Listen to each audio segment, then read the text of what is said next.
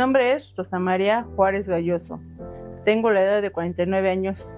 Desde que vi el Metrobús a mí me llamó la atención. Las unidades grandes me gustan. Hola, mi nombre es Miriam Muñoz Aguila, tengo 45 años. Soy operadora de Metrobús de línea 4. Hola, soy María Concepción Ruiz, tengo 45 años, soy operadora de Metrobús en CCA. Y un día así jugando dije, voy a ir a ver si pega el chicle para poder manejar uno. Y sí, aquí estoy. Tengo un papá hermoso que toda su vida se dedicó al autobús foráneo, 35 años, y desde entonces yo he querido manejar un autobús porque me iba con él. Mi papá siempre manejó camiones de mudanzas. Le pedí que me echara la mano y que quería ser tan fregona como él. Para mí fue un reto. Se decía que solamente era un trabajo para hombres y que hemos demostrado poco a poco que las mujeres podemos ir logrando ese espacio. No tiene exclusividad ni género. La capacitación consta de 15 días de teoría en prácticas dentro del patio y ya después salimos a corredor. Cómo debes acoplar, cuáles son tus reglamentos. Tienes que tener cuidado con las células que traemos, el riesgo que traes. Y tan solo la prueba de manejo, pues es estaba muy nerviosa, pero dices, sí puedo, ¿no? Hubo un día que salimos a corredor, yo solita ya la última semana, donde pedí la oportunidad, donde yo me equivoqué en una ruta, hubo una llamada de atención y en ese momento quería tirar la toalla, como le dicen, y decir, ¿sabes qué? No, esto no es lo mío. Simplemente respiré profundo y dije, yo puedo. Y lo hice. De la certificación ya la tengo. Pues de qué significa para mí, que sí lo logré. A veces no nos atrevemos a hacer más de lo que somos capaces. Creemos que no somos capaces de hacer más, pero siempre se puede. Somos motivos para que otras mujeres puedan ingresar.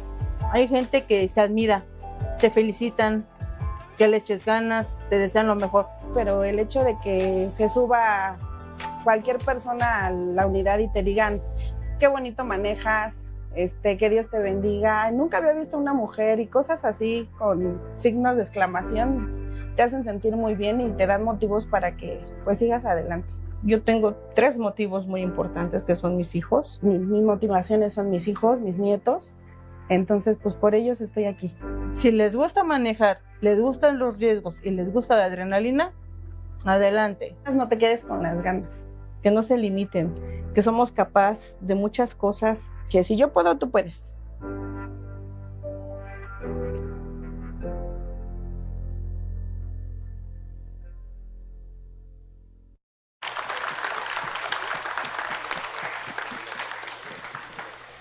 Pues sin duda es un gran inicio de sesión escuchando a las mujeres que hoy hacen parte de la operación de transporte público en el país, porque cuando hablamos de movilidad con perspectiva de género, estamos hablando también de lograr mejorar las condiciones de viaje de las mujeres, que en el transporte público generalmente son entre el 50 y el 60% de las personas usuarias de los sistemas. Pero también estamos hablando de un gran sector con una fuerza laboral importante, que hoy tiene un porcentaje muy bajo. En América Latina solo el 20% de las mujeres hacen parte del sector transporte. Y asimismo también tiene un tercer componente muy relevante, que es la participación de la mujer en la toma de las decisiones.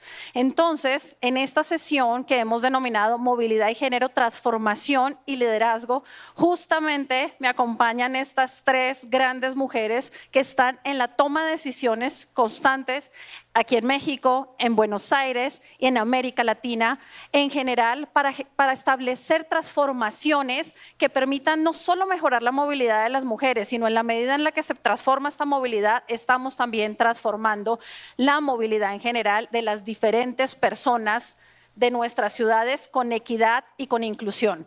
Yo quisiera poner sobre la mesa una frase relevante, que es: la movilidad no es neutra. La movilidad refleja las desigualdades sociales y de género que tenemos como sociedad. Y quisiera, si nos pudieran poner por favor en pantalla, presentarles unos datos provocadores para abrir este panel. Cuando pensamos en la movilidad, tiene todas nuestras condiciones sociales en ella, porque dependiendo del servicio que ofrecemos, se están determinando cuáles son las posibilidades de acceso a oportunidades que tienen las personas. Y esto nos va condicionando el tipo de viaje, las frecuencias de los viajes, las distancias, los lugares, los costos y todas las variables que utilizamos en el diseño.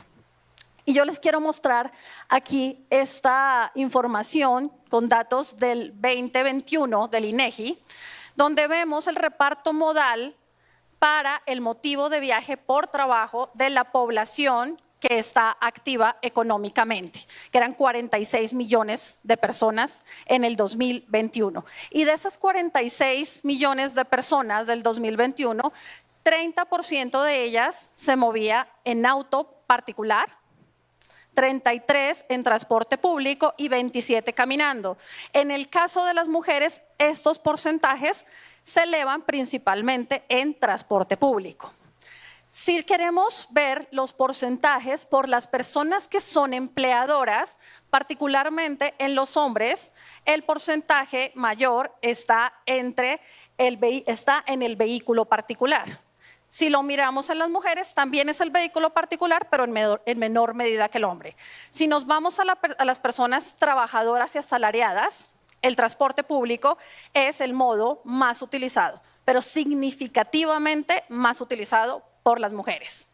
Y si nos vamos a las personas en el trabajo informal, que tiene unas características sociales importantes, la caminata se vuelve el principal modo de movilidad. Sin embargo, vemos que en el caso de los hombres es caminata y vehículo privado.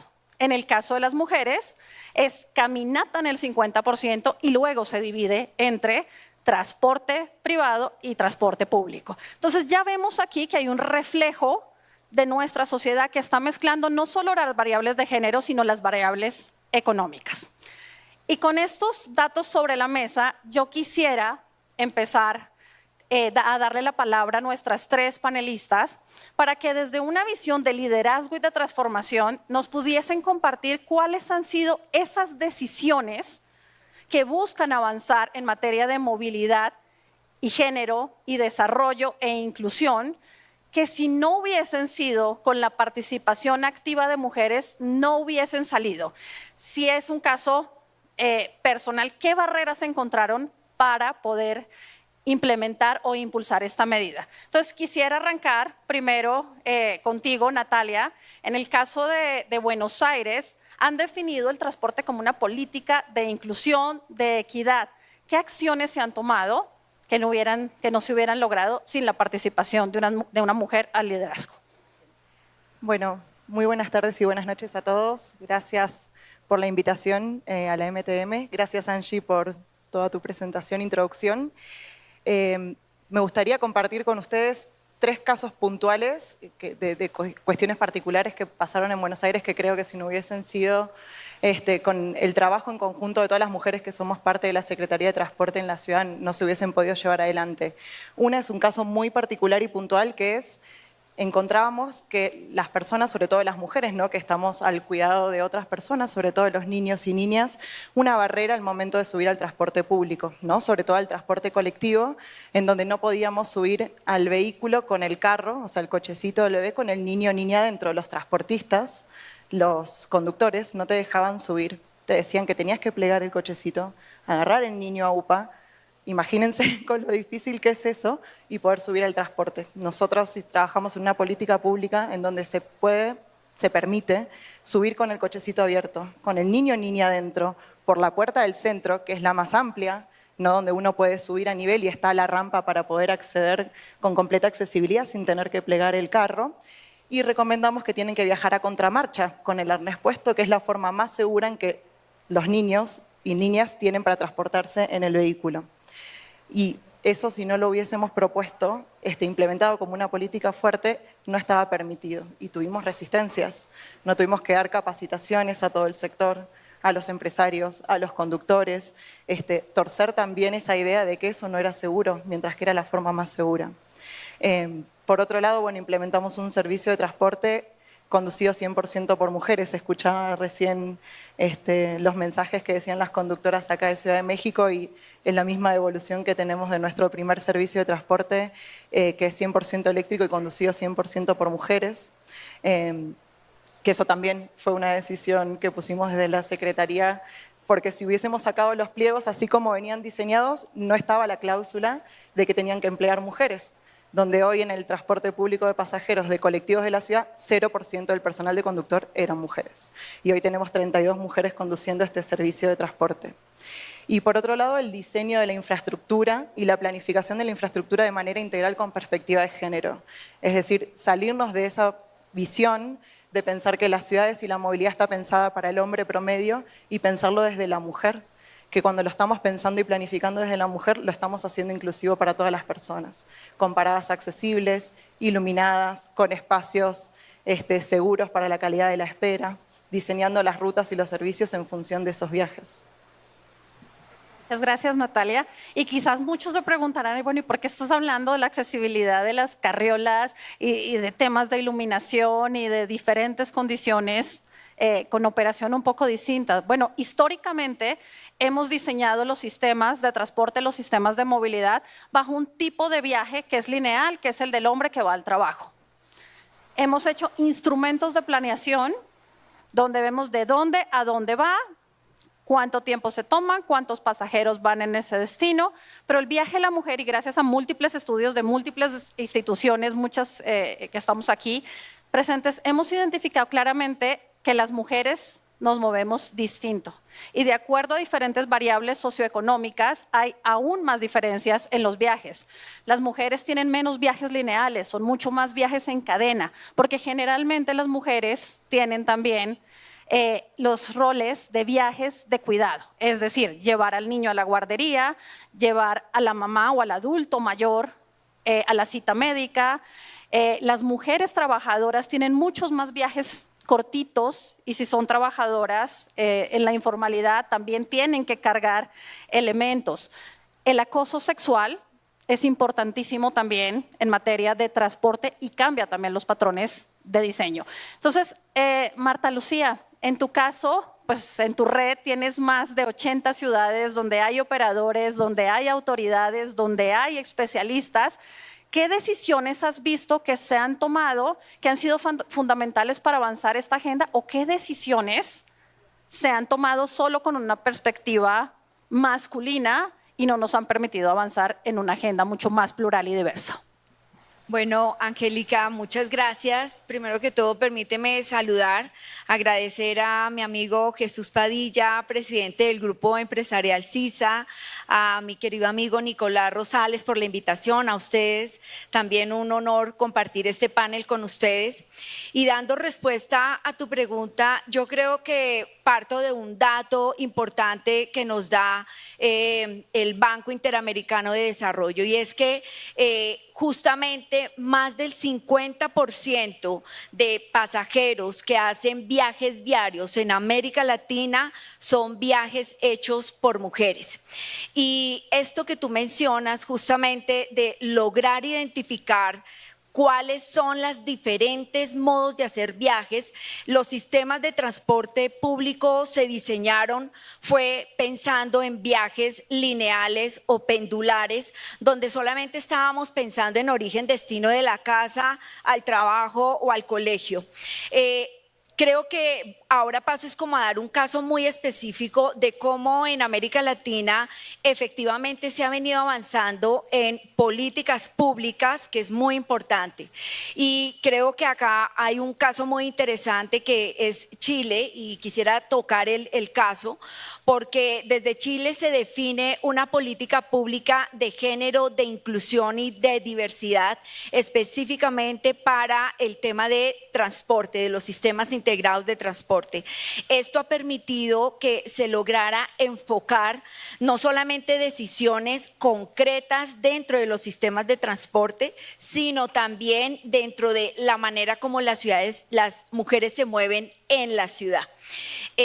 Un dato también importante es que hoy en día los sistemas en América Latina han venido cambiando decisiones no solamente de política pública, sino de política de gobierno empresarial.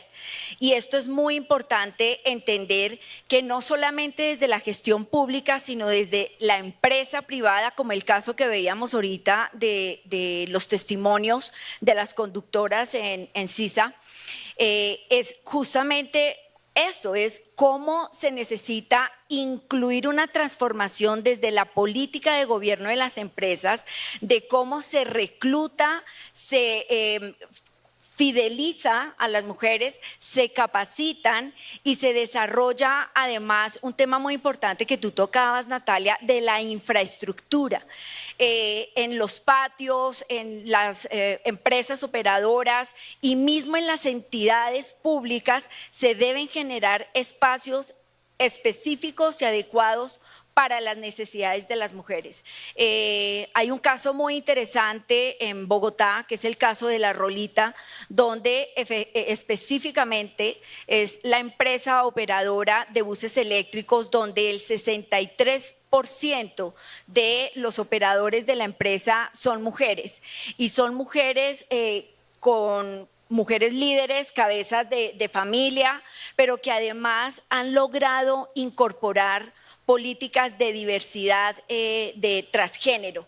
Son ya varios casos muy interesantes que tienen de mujeres transgénero que están incorporadas en la operación, y esa misma línea de políticas les ha permitido también desarrollar varios espacios que tradicionalmente habían sido utilizados por mujeres. Entonces, yo creo que la región en América Latina se viene avanzando, pero es muy importante generar estos diálogos, este intercambio de cómo los distintos países han venido generando no solamente políticas públicas, sino también acciones concretas. Y ahí se crea justamente el Observatorio de Movilidad y Género, de la cual México, de la cual Argentina, Ecuador, Colombia, bueno, son ya, si tú me corriges, Natalia, creo que son más de 14 ciudades que ya hacen parte del observatorio.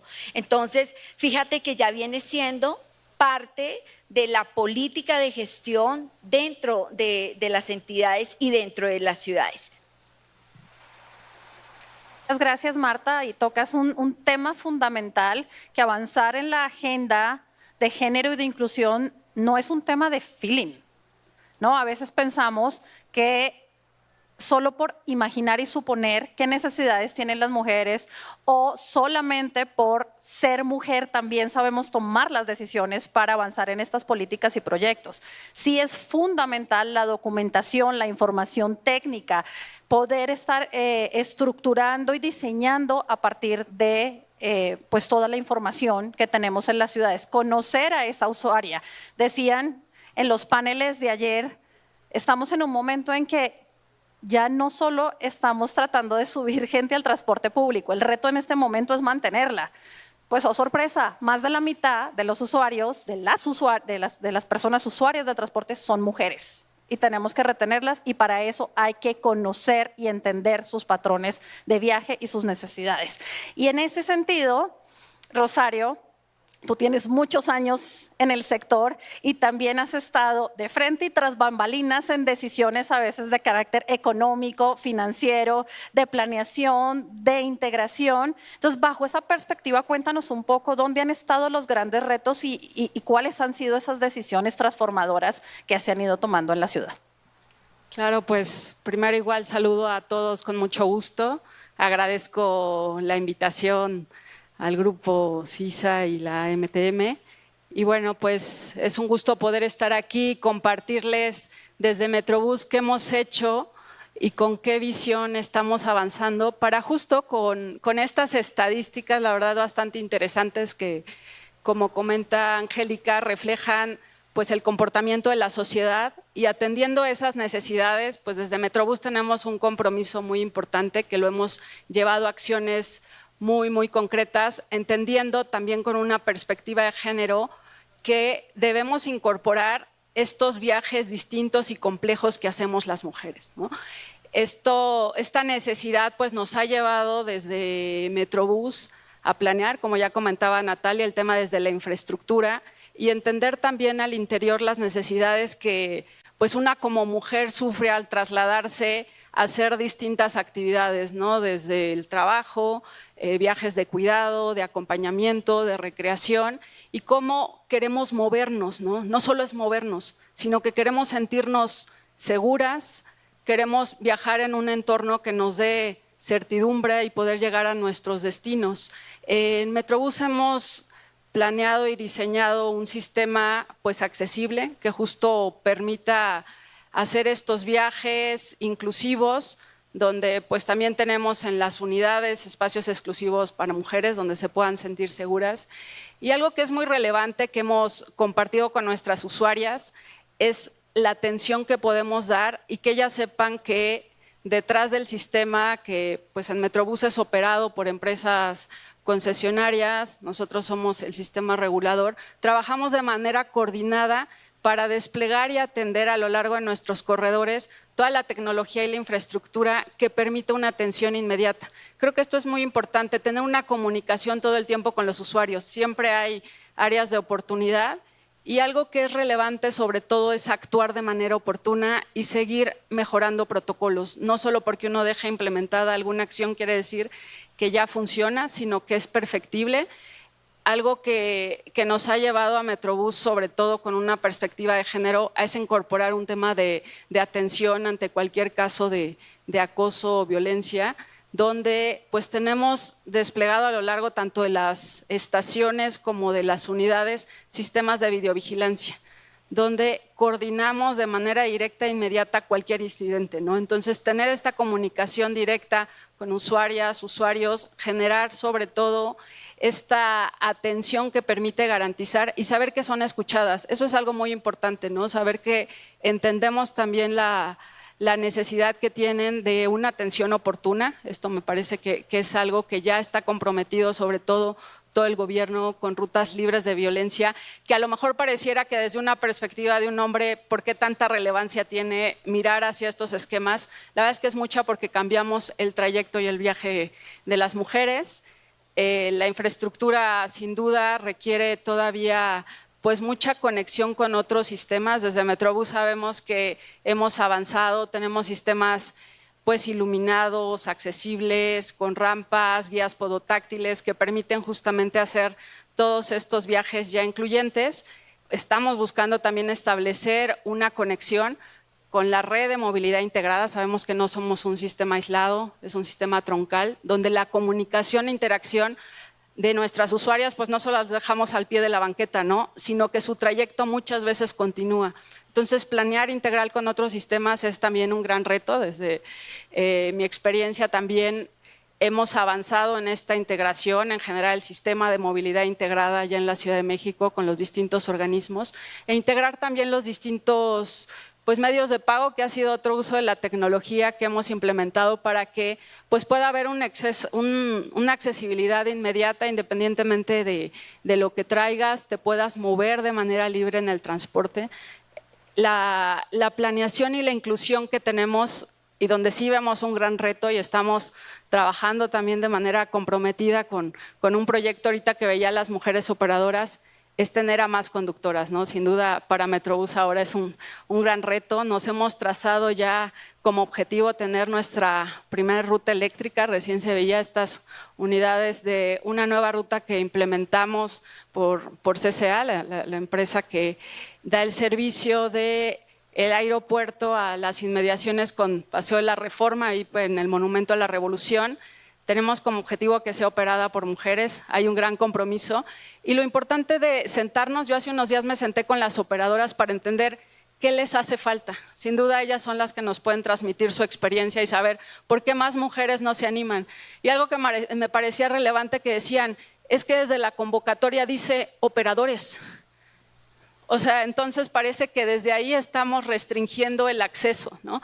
Como pues generalmente se buscaban operadores, aun cuando sabemos que es abierto, pues hay que ponerle muy claro, no solo son operadores, son operadoras y operadores. Y hay otra necesidad muy clara, sobre todo de servicios que ellas pues buscan, que puede ser muy diferente a los hombres, ¿no? Inclusive los servicios sanitarios, las mujeres buscamos otra comodidad y otra necesidad, e ir incorporando todas estas necesidades en la planeación, que bueno, desde Metrobús tenemos un gran reto, tenemos un compromiso, pero bueno, escucharlo y llevarlo a la realidad próximamente, pues nos va a permitir que este sector se crezca y se incorpore. Sin duda es necesario tener a más mujeres con su empatía y con su liderazgo también, tomando decisiones, tomando el volante, supervisando y pues aportando todos sus conocimientos técnicos. Es lo que puedo compartir. Muchas gracias, Rosario. Y bueno, aquí las tres nos han compartido algunos de los avances con visión de género a partir de liderazgos de mujeres. Pero también quisiera preguntarles a las tres, en su experiencia personal, son de las pocas mujeres que hacen parte de ese 20% que está en la toma de decisiones o muy cercana a la toma de decisiones. Todas sabemos que no es fácil en un sector que ha sido históricamente masculino y justamente de las masculinidades más fuertes, ¿no? Un sector de mucha negociación, de mucho enfrentamiento, que si ayer los secretarios hombres que estaban decían no nos da miedo subir la tarifa, nos da terror, ¿no? Yo quisiera preguntarles cuál ha sido el reto más importante que han enfrentado para poder promover esta agenda. Y cómo abrimos más espacio para que haya mujeres en el liderazgo. ¿Qué está pasando allí en el ecosistema? ¿Cómo va ese cambio de chip? Marta, por favor. Bueno, yo creo que este es parte de los grandes desafíos que están teniendo las ciudades, porque hay una demanda importante de operadores y de operadoras para poder prestar el servicio. Pero yo creo que lo más interesante dentro de esta demanda y necesidad que se tiene por cubrir es que muchas mujeres han levantado la mano, han perdido el miedo y de decir soy capaz, como lo veíamos en los videos, denme la oportunidad. Y el denme la oportunidad es lo que ha permitido que desde nuestro sector se estén abriendo esas oportunidades. Pero aquí el llamado es importante. ¿Qué niveles de oportunidades que estamos aperturando? Porque hay niveles desde la toma de decisiones, ¿cierto? Donde mujeres pueden llegar desde la construcción de la política pública, la planeación de los sistemas de transporte masivos, y ahí creo que hay una brecha gigante. En América Latina hay ciertos países donde vienen teniendo unos liderazgos, pero no es el caso común de todos, ¿cierto? En el caso, por ejemplo, de liderazgos importantes de mujeres que están trazando política pública, podemos dar el caso, por ejemplo, de Colombia, donde hemos tenido mujeres que desde la cartera de transporte, de transporte y comunicaciones, que se llaman en muchos países, vienen siendo lideradas por carteras de mujeres, Colombia, Chile, bueno, hay otros ministerios, Argentina, que ha tenido carteras que no son a nivel, digamos, ministerial, pero sí de secretarías, y creo que Ecuador, o sea, hay muchos países que han venido en esta línea, pero no ha sido tanto el avance como realmente quisiéramos que hoy en América Latina tuviéramos más posibilidades de mujeres en estos niveles de toma de decisiones. Y algo muy importante, viene el otro nivel, ¿no? Ese nivel táctico y operacional que puedan tener los sistemas de transporte. Ahí yo creo que se ha venido abriendo unas ventanas de oportunidad interesantes. En el caso, por ejemplo, de ciudades, en Colombia voy a poner dos casos muy concretos: Pereira, que es una ciudad intermedia, Bogotá, que es una ciudad capital, que son los fenómenos que estamos viendo, y es justamente que abrieron toda una política de reclutamiento que les decía específica para mujeres. Hay unas barreras que todavía tenemos dentro del sector y es la categoría de licenciamiento, de las tarjetas de licenciamiento. Ahí digamos que son barreras que cada vez se vienen presentando para poder que las mujeres puedan acceder a conducir transporte público, camiones y con toda la diversidad. Entonces, cada vez que se vienen implementando este tipo de políticas van surgiendo algunas barreras, pero también van surgiendo accesos y posibilidades. En el caso, por ejemplo, de Pereira, hay una experiencia muy interesante y lo mencionabas ahorita, Rosario, con temas de seguridad y en la infraestructura que se está dando, y es crearon una app de botones de pánico, por ejemplo, que en principio arrancaron en los sistemas de transporte para poder facilitar cualquier tipo de violencias, accesos que viven las mujeres, que vivimos las mujeres en los sistemas de transporte público, y lo pueden activar. Fue tan exitoso el modelo del dispositivo que se creó para la red de transporte que hoy es un dispositivo que se abrió para toda la ciudad, identificando puntos púrpura, que así lo llaman, donde se activa con la policía y cuerpos de seguridad para atender cualquier sistema.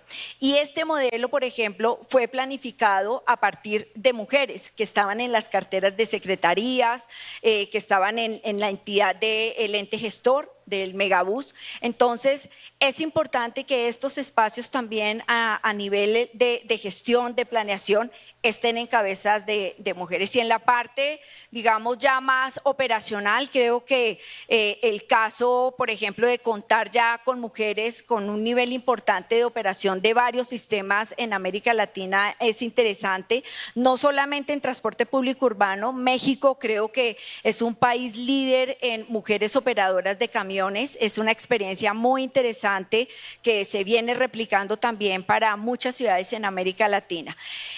Yo creo que de esta mirada de los grandes retos que tenemos es generar más políticas, generar más programas de implementación y romper miedos, quitar miedos de que las mujeres sí tienen las capacidades para poder estar al frente desde la política, la toma de decisiones, la gestión y la operación en los sistemas de transporte.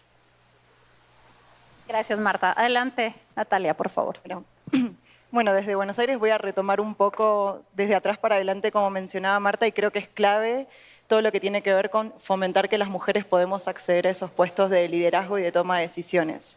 En el caso de la Ciudad de Buenos Aires, a nivel gobierno hay un programa transversal que se llama Mujeres Líderes, que justamente busca dentro de los cuerpos técnicos todos los años a personas, mujeres por supuesto, que quieran desarrollar su carrera profesional adentro de gobierno y se las capacita específicamente para la toma de decisiones y se les entrega herramientas para que puedan decidir, porque muchas veces, a ver, hoy es muy fácil, ya no hablamos de ingenieros, hablamos de ingenieros e ingenieras, ¿no? Ingenieros en transporte, ingenieras civiles, que históricamente, bueno, era un sector masculinizado, hoy ya no es tan así, pero sí las tomas de decisiones estaban dadas hacia los hombres. Bueno, seguir insistiendo en que las mujeres también podemos ser parte de esos roles con capacitaciones, y el cambio cultural creo que es fundamental.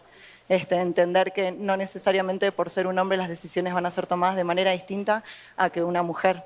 Eso es transversal y a nivel gobierno creo que tiene que seguir sosteniéndose con esas políticas concretas. Y desde el lado de la operación, bueno, en el caso de Buenos Aires es muy particular porque los operadores, que son nuestros transportistas, son empresas privadas y ellos deciden quién es su personal de conducción. Nosotros trabajamos fuertemente con ellos para que puedan incorporar mujeres a la conducción, ¿no? Y lo que nos dicen siempre es, bueno, pero no hay mujeres, entonces nosotros solo contratamos varones para el personal de conducción porque no tenemos mujeres que se ofrezcan para este tipo de trabajos. Y cuando nosotros nos damos vuelta y preguntamos a las mujeres qué es lo que sucede, dicen, no, pero no nos contratan porque dicen que no tienen otras mujeres en la empresa.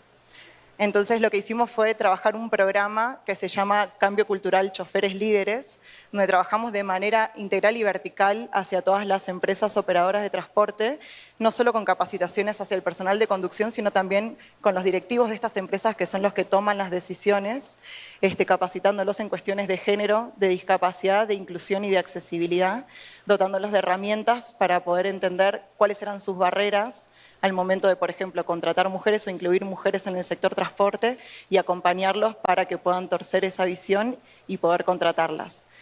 Por ejemplo, una de las barreras fundamentales era el acceso a la licencia de conducir. En Buenos Aires es muy cara la licencia profesional y si vos no tenés la licencia no puedes aplicar al trabajo. Entonces, una mujer desempleada que quiere ser conductora primero tiene que tener la licencia, pero no tiene dinero para poder acceder a ello. Trabajamos con unas becas para poder darle a las mujeres y que así se puedan presentar a estos puestos. Y hoy ya estamos teniendo las primeras mujeres conductoras, no de este servicio que les comentaba antes, en donde nosotros contractualmente pusimos que tengan que ser mujeres, sino de operadores que naturalmente tenían hombres en el personal de conducción. Pero bueno, hay que avanzar hacia más, no solamente las conductoras, sino también el control de tráfico, mecánica, integración, y el personal que no solo administrativo, ¿no? Porque también muchas veces nos dicen, tenemos un montón de mujeres, y cuando uno se fija en qué roles se encuentran, administrativo, recursos humanos, mantenimiento, sino también esos roles de liderazgo adentro de las empresas y no solo desde la organización de la toma de decisión.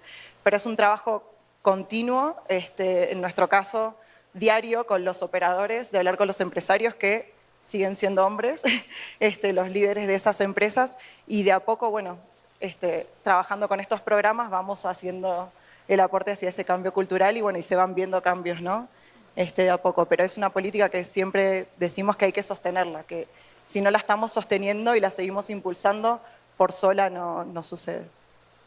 Creo que esa participación del 20% de las mujeres ha sido, como dice Marta, por la valentía de muchas en incursionar y abriendo camino. Pero qué importante es empezar a avanzar en institucionalizar esos procesos y en generar los vehículos para la toma de decisiones, como muy bien lo mencionabas, o para los niveles de gestión operación o para los niveles de toda la fuerza laboral. Pero es un esfuerzo consciente, ¿no? Tan consciente incluso como cuando diseñamos este tipo de eventos, el darnos también la oportunidad de buscar dónde están las mujeres que están tomando también las decisiones y que puedan estar activas y presentes en todo este tipo de eventos. Rosario, adelante, por favor. Pues yo quisiera compartirles que desde Metrobús hemos avanzado y la verdad es que sí lo comento como un gran logro, porque en la estructura estamos muy equilibrados. De hecho, somos un poco más de mujeres, un 56% mujeres versus hombres, liderando posiciones ya de estructura en todas las áreas, no solo las administrativas, sino también las técnicas, las de planeación. Sin duda, tener a mujeres líderes, diseñando, planeando, supervisando, pues genera empatía y atrae esta voluntad de que se puede y que más mujeres se animen. Hay algo que desde Metrobús hemos cuidado mucho y justo es tener estos grupos que al final, desde distintas perspectivas, enriquecen cualquier proyecto, ¿no? No solo mujeres, no solo hombres, sino que ambos podemos ir aportando y sumando e ir resolviendo de manera conjunta las necesidades que enfrentamos unos y otros.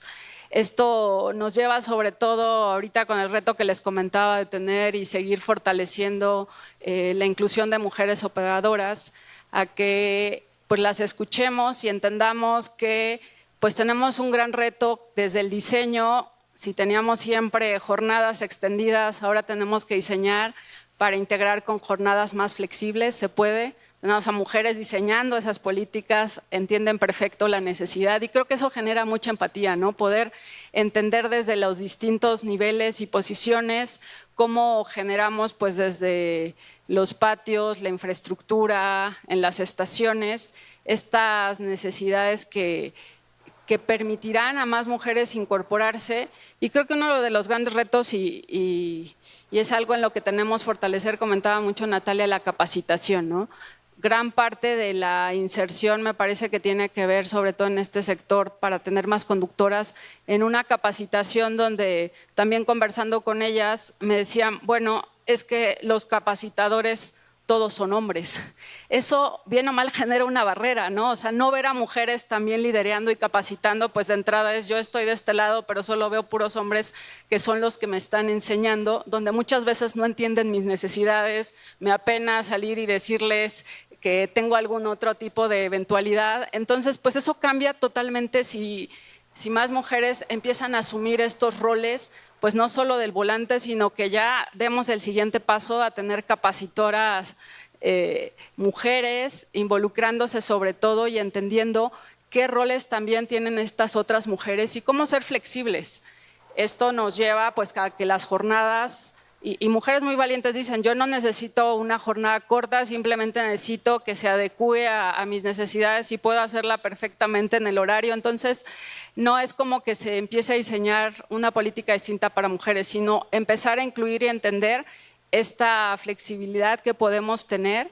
Y yo creo que nos lleve justamente a que de manera más automática empiecen a entrar una vez que quitemos todas estas, pues son barreras, ¿no? Estamos generando nosotros mismos barreras a la entrada. Si las capacitaciones son muy cortas, pues muchas veces es, pues no me animo, me da miedo, no sé si estoy lista. Cuando tenemos programas de capacitación fortalecidos que nos permiten entender que ya estamos listas y que vamos a poder hacerlo de mejor manera, porque inclusive desde Metrobús algo que hemos promovido es un proceso estandarizado de capacitación.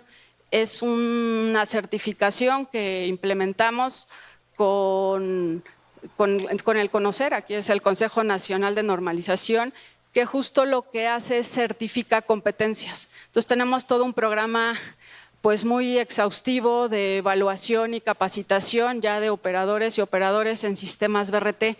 Eso pues también genera una garantía que quien está en el volante pues conoce todas las necesidades y sensibilización que debe tener. Y bueno, como también comentaban en el video,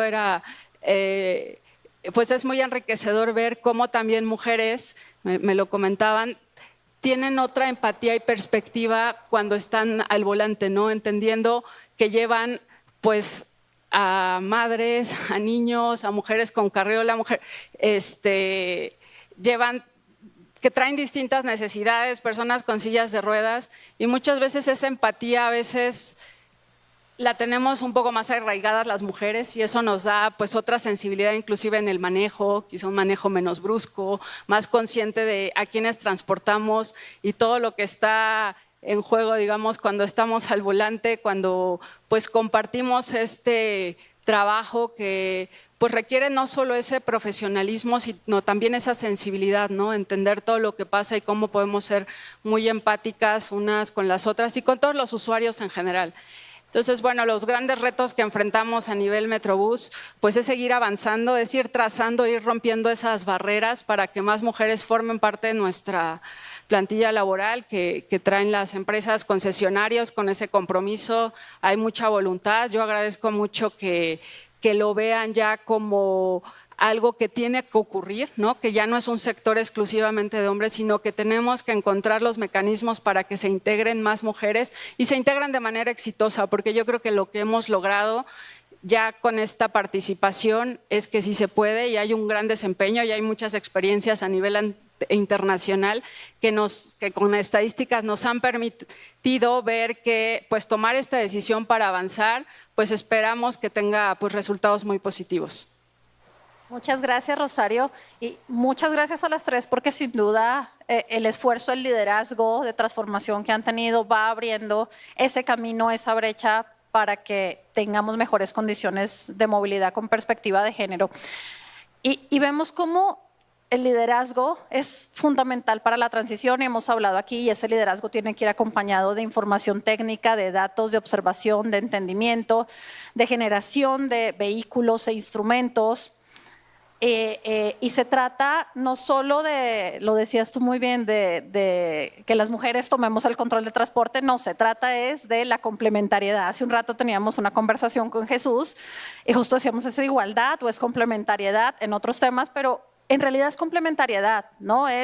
Necesitamos hombres, mujeres, necesitamos personas que en conjunto entendamos los desafíos de una movilidad que sea incluyente, que sea diversa. Y entonces quisiera salirme un poquito del eje del liderazgo y de la transformación para que entremos en los dos temas que se han venido tocando en cada intervención, que es las personas usuarias hoy y, por supuesto, la fuerza laboral de conductoras con los programas que ya empiezan a suceder en América Latina. Entonces, vámonos en una ronda a ver qué está pasando en las ciudades con las personas usuarias y cómo la perspectiva de género, inclusión y equidad nos puede transformar de manera significativa la calidad del servicio en el transporte.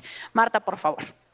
Bueno, yo creo que hay un tema clave y es cómo diseñamos sistemas de transporte o modelos de gestión de movilidad en nuestras ciudades a partir de las necesidades de la diversidad de prototipo de usuarios que tenemos, y en este caso de mujeres.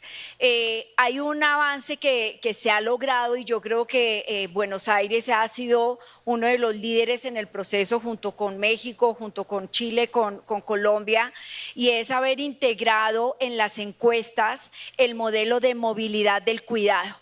Esto ha sido clave en la planificación de la gestión y operación de los sistemas.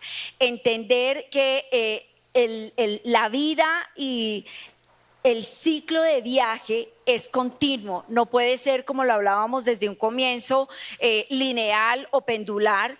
Entender que las mujeres nos movemos de manera diferente. Hay un dato estadístico que nos lo da CAF en Buenos Aires específicamente, y es que nos dicen que el 51.1% de viajes que se hacen son de mujeres y lo hacen a través del transporte público. El 28% lo hacen las mujeres a pie, y es un poco lo que tú mencionabas al comienzo, Angie.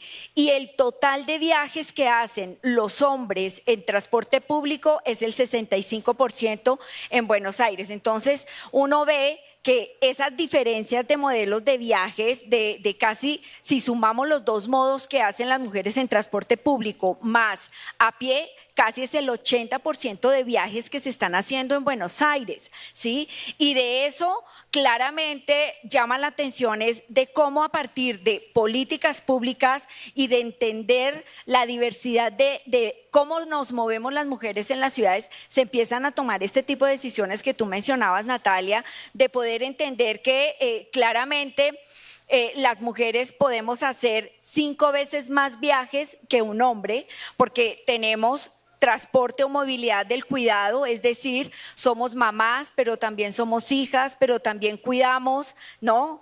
A parientes que tenemos que llevarlos al servicio médico, y un día común de nosotras las mujeres arranca muy temprano porque tenemos que llevar a nuestros hijos al trabajo.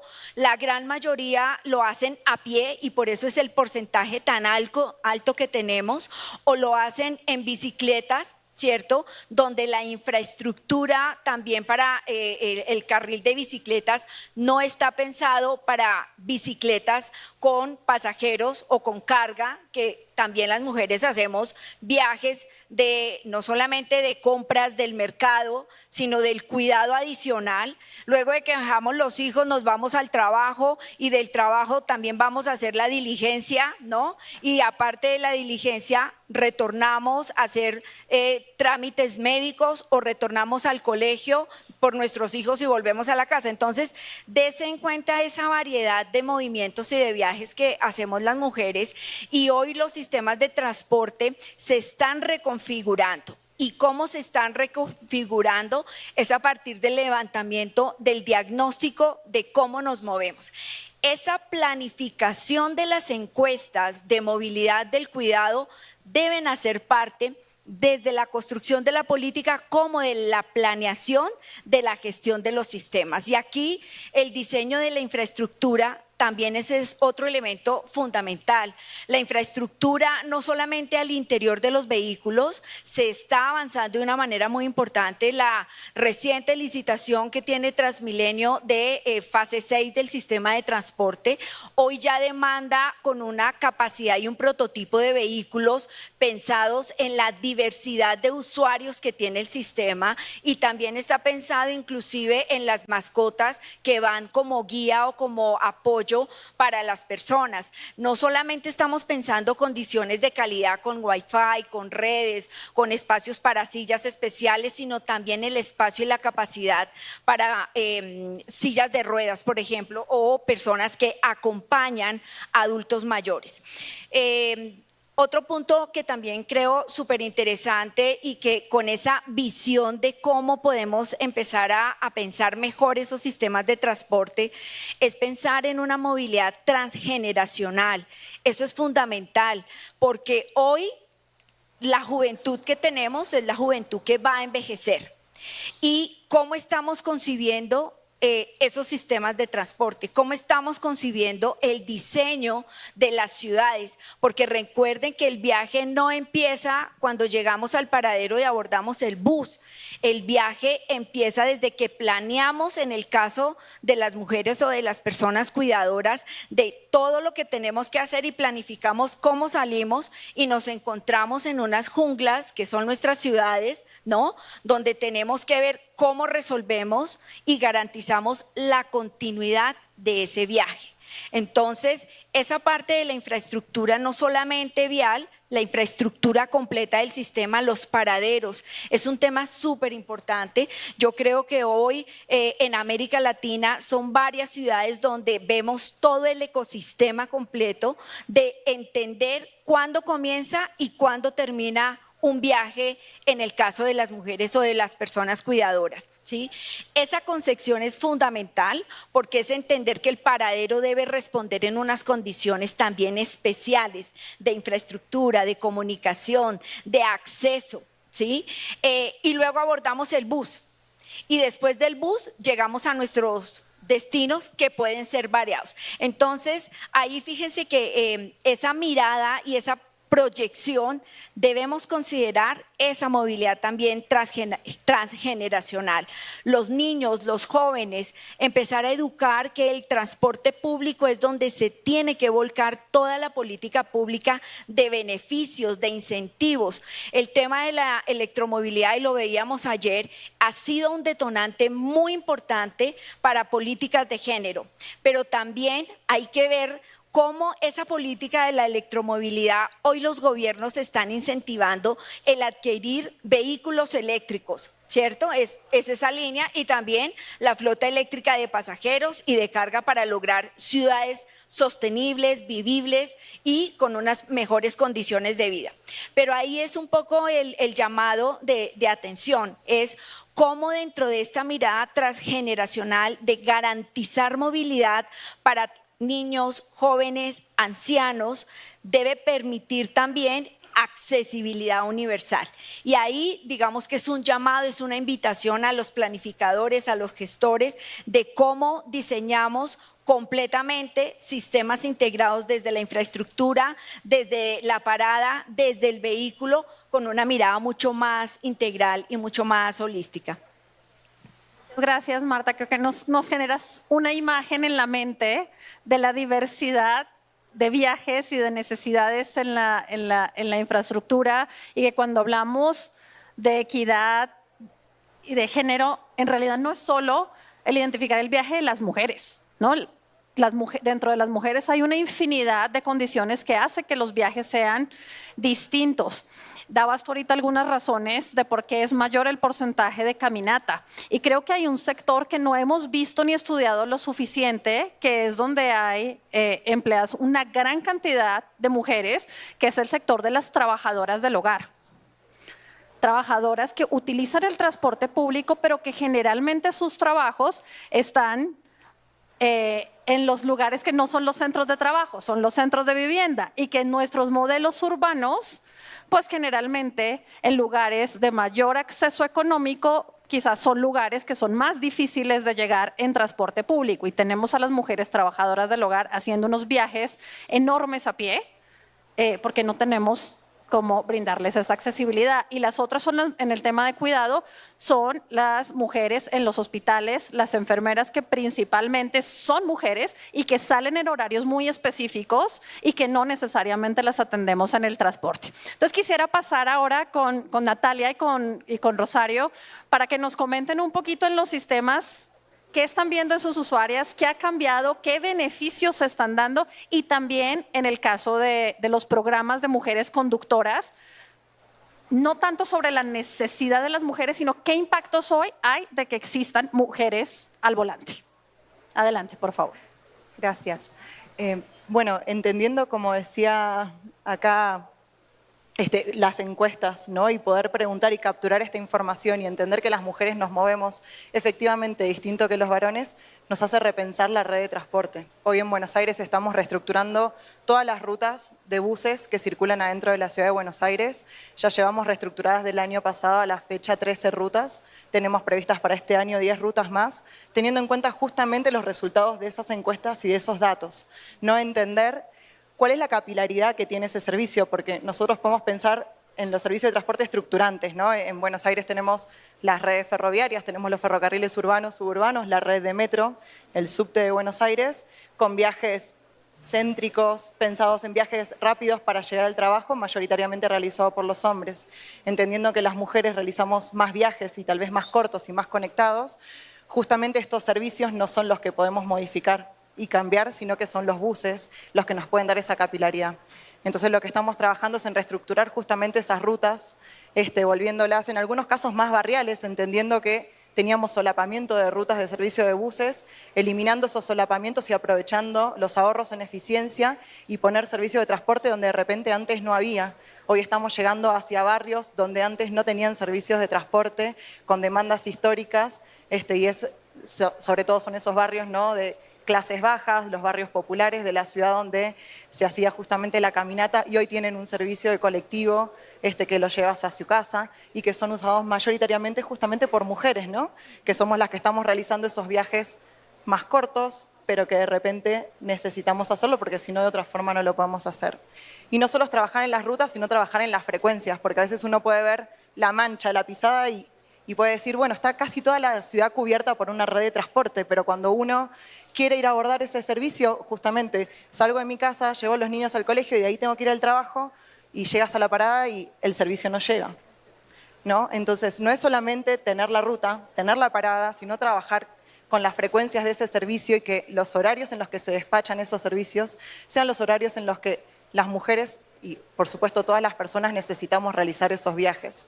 Y eso lo hacemos gracias a las encuestas y a los datos que hace un rato hablaban en el panel de la Big Data, ¿no? Hoy tenemos un montón de información de transporte y sabemos cada persona a qué hora viaja, en qué medio de transporte se mueve, en qué momento del día lo necesita. Nosotros usamos esos datos para diseñar en qué momento del día despachar más servicios o menos servicios y que esté dada la frecuencia en el momento que es necesario. Y después trabajar en la información. No es lo mismo saber que un servicio va a llegar en 5 minutos que en 15 minutos. Uno puede planificar su viaje con anticipación y, por ejemplo, no estar realizando la espera por mayor tiempo, sino que planificás el momento en el que salís de tu casa. Y eso también hace que las mujeres nos volcamos más hacia el transporte público, porque el servicio se vuelve previsible. No es lo mismo llegar a la parada y no saber cuándo llega el servicio que de repente, a través de la tecnología, con las aplicaciones, saber que ese servicio va a llegar en tanta cantidad de minutos, ¿no? Uno puede organizar su viaje y estructurar su vida en función de eso. Y la verdad que eso ha dado un cambio fundamental y además se vuelve el servicio más eficiente, ¿no? Y es muy lindo ver cómo después la ciudadanía lo devuelve y la comunidad misma te lo agradece, o cuando el servicio de repente no está funcionando, enseguida te llaman y te dicen ¿qué pasó con el servicio de tal horario? Y enseguida hablamos con el operador y tratamos de entender qué es lo que pasó para volver a poner ese servicio. Y después hacia tu última pregunta que tiene que ver con las operadoras, o sea, las conductoras del servicio. Nosotros lo que vimos en Buenos Aires con este servicio que pusimos 100% eléctrico conducido por mujeres es la gran aceptación del público usuario. Hicimos encuestas a bordo y también en la espera y tenemos un 98% de aceptación del servicio, en donde lo que más nos destacan es la mujer al volante. ¿no? Que se sorprenden de que una mujer esté conduciendo, de que no sabían de que eso se podía.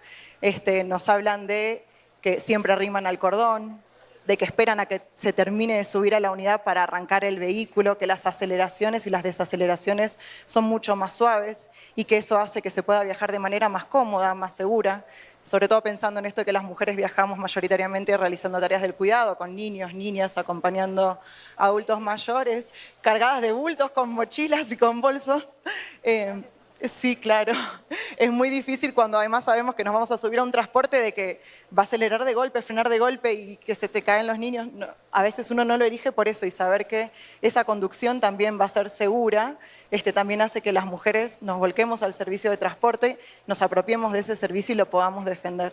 Y vos lo mencionabas un poco también antes, Angélica, el tema de la empatía, ¿no?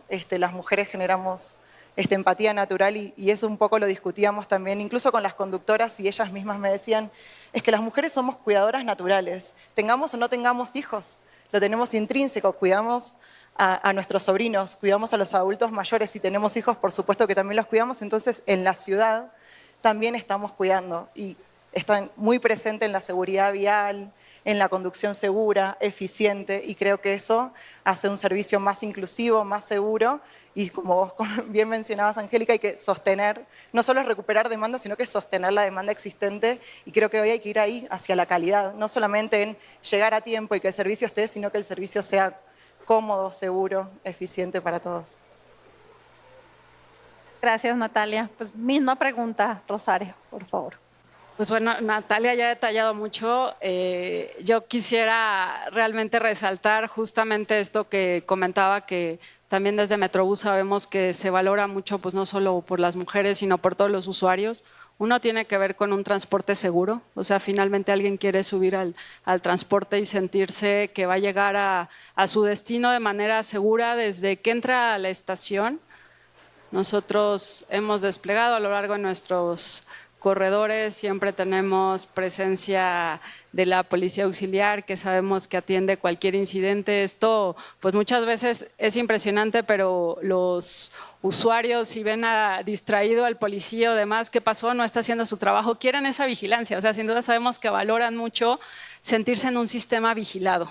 Eso nos da como mujeres también mucha tranquilidad y seguridad. Sabemos que pues más allá del personal físico, lo que es muy importante es el uso de la tecnología justo para proveer y avanzar en toda esta seguridad. Como les comentaba, desde nuestro centro de control tenemos desplegadas cámaras que podemos visualizar en tiempo real a bordo de las unidades, en las estaciones. Les proyectamos inclusive a los usuarios de las unidades que podemos abrir cámaras en tiempo real y ver qué está pasando.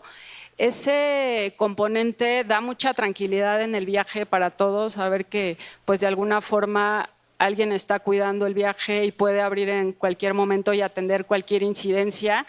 Creo que para lograrlo la tecnología y seguir modernizando a los sistemas es algo crucial.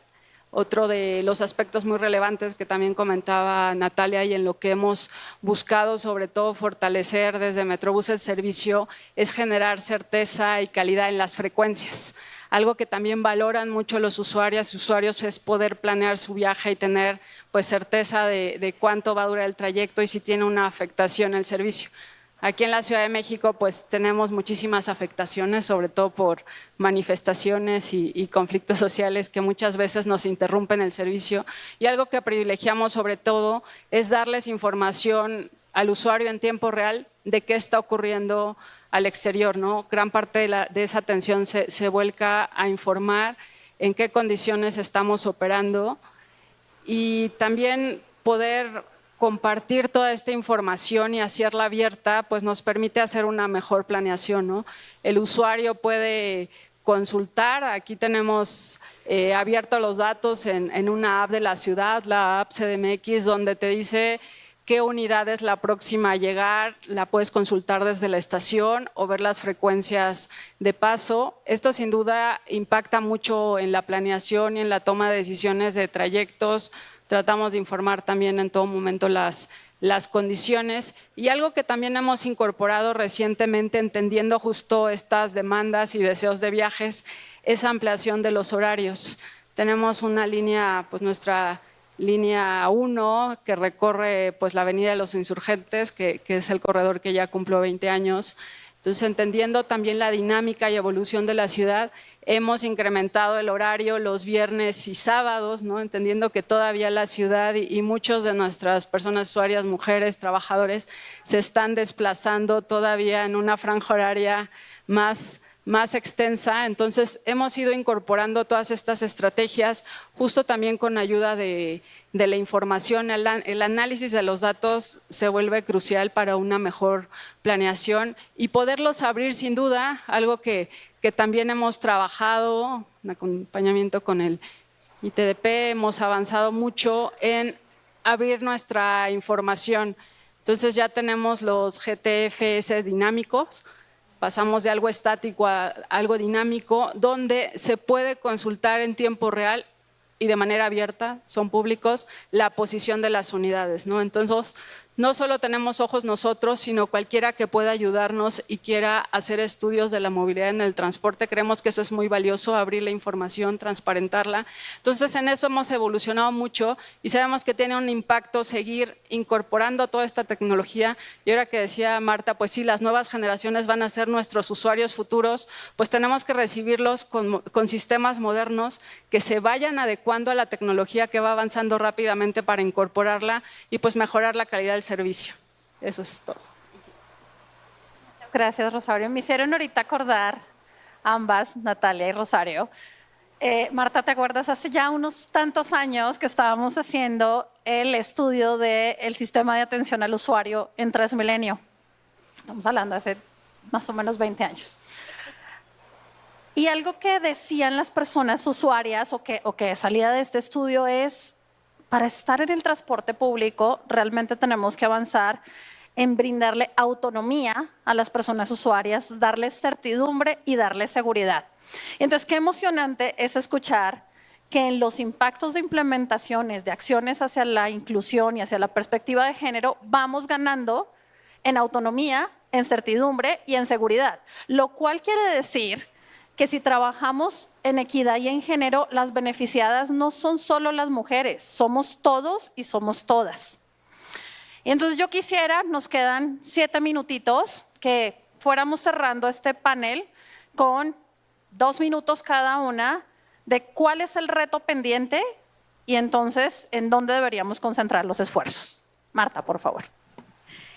Bueno, yo creo que el gran reto es ver crecer a más ciudades desde la mirada regional, ¿no? Desde la red latinoamericana, pero para nosotros ese es el gran desafío, acompañar a más ciudades en la implementación desde la política pública de género, de inclusión y de diversidad.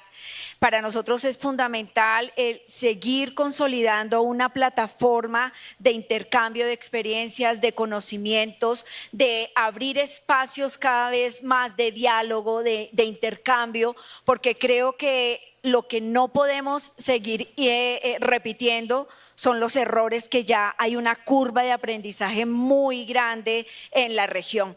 Curitiba cumplió 50 años, Transmilenio cumplió 25 años, Metrobús cumplió 21 años, es decir, tenemos ya casi generaciones completas, 5 generaciones de aprendizaje, y creo que si nos vamos a equivocar tenemos hasta que innovar en qué nos vamos a equivocar, y eso es cada vez lo siguiente. Las motos, que pues no vino al caso hoy por nuestro tema del panel, pero es una problemática hoy generalizada en la ciudad.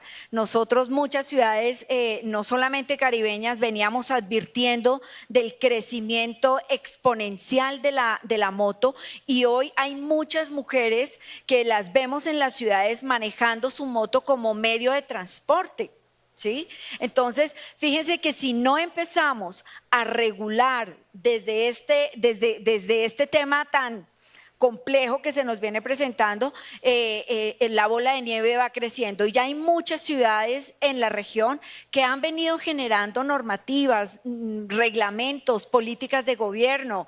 Me voy a centrar nuevamente en un caso emblemático que para nosotras lo queremos mucho, y es la empresa La Rolita. O sea, créanme que es un modelo muy interesante para conocer, porque es entender cómo se crea una empresa absolutamente 100% eléctrica, donde, como les comentaba, el 63% son operadoras, pero casi el 87% son mujeres que se desempeñan en los distintos roles que tiene la empresa. La gerente es mujer, están en posiciones administrativas, están en posiciones de gestión, son mujeres la gran mayoría las que están en la cadena de toda la operación, el mantenimiento de flota eléctrica. Entonces, fíjense que creo que ahí es el gran desafío, romper miedos, romper barreras y hoy encarar las mujeres con determinación de que hay espacios donde la mujer puede entrar a liderar, donde pues normalmente era una cultura absolutamente masculinizada. Muchas gracias, Marta. Pues, Natalia, en esfuerzo de síntesis Bien, sí, absoluto, voy a ser súper breve y acosando. creo que pensándolo un poco desde la gestión y la administración pública, el gran desafío, y que creo que eso va a ser un logro, es cuando internalicemos la planificación y la gestión con perspectiva de género como algo intrínseco al diseño de nuestros sistemas, sino que estemos siempre pensando en cómo ponerle la perspectiva de género a esto que estamos diseñando, a esta infraestructura, sino que ya venga dada y que lo pensemos naturalmente desde las personas, centrado en las personas. Creo que eso va a ser clave, y continuar con las capacitaciones y el fortalecimiento de los equipos técnicos desde las bases es fundamental para que eso se transmita y, como bien decían, las nuevas generaciones que van a ser los operadores del futuro ya lo tengan internalizado y no sea una cuestión que se lo tengan que estar pensando. Creo que ese es el desafío que tenemos hoy día. Pues muy breve, pues nuestro gran reto es seguir incorporando y que haya una mayor inclusión de las mujeres en esto que hemos comentado, que representa para Metrobús un gran reto en la operación. Y a nivel tecnológico, como sistema que busca la constante modernización, es la transición a la electromovilidad, donde pues hemos buscado hacerla de manera sostenible, ordenada, considerando que pues tiene un impacto muy grande en la calidad del aire de la ciudad. Entonces, esta planeación integral que involucra todos los aspectos, ¿no? El viaje, la tecnología, las nuevas tecnologías que van a impactar también el nuevo ambiente, pues nos lleva a que ya planear un corredor no solo involucra poner unidades a operar, ¿no? Sino toda la infraestructura de recarga asociada, cuando ya pensamos que nuestros nuevos corredores sí o sí tienen que ser corredores eléctricos. Evaluar el impacto, la viabilidad y demás se vuelve pues un reto muy importante pues para el crecimiento del sistema y la incorporación de otros servicios. Muchas gracias. Pues agradecerles a las tres, ha sido un honor compartir este panel con ustedes. Agradecer también a todos quienes están, todos y todas las que están en la audiencia, que nos han prestado este valioso tiempo para escucharnos. Y por supuesto un enorme agradecimiento a MTM, a CISA, Nicolás, Jesús, muchísimas gracias por la invitación. Muchísimas gracias a Marta Lucía Gutiérrez, secretaria general de Red Simus, a Natalia Verónica Neri, directora general de Transporte Colectivo de Pasajeros de la Ciudad de Buenos Aires, a María del Rosario Castro, directora de Metrobús Ciudad de México, y a Angélica Vesga, directora de Asuntos Públicos y Comunicación de WRI México, por su participación en esta mesa que llevó por tema Movilidad con perspectiva de género, liderazgo y transformación. Como muestra de nuestro agradecimiento, a continuación, el licenciado Nicolás Rosales Payares, presidente de la Asociación Mexicana de Transporte y Movilidad, les hace entrega de sus respectivos reconocimientos. Muchísimas gracias.